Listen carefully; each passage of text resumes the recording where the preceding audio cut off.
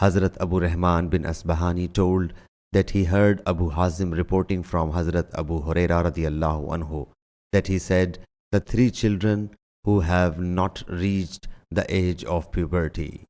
Hazrat Ibn Abi Mulaika reports that Hazrat Aisha radiallahu anha, the wife of the Prophet sallallahu alaihi wasallam, whenever heard anything which she could not understand, she would ask it again till she understood it.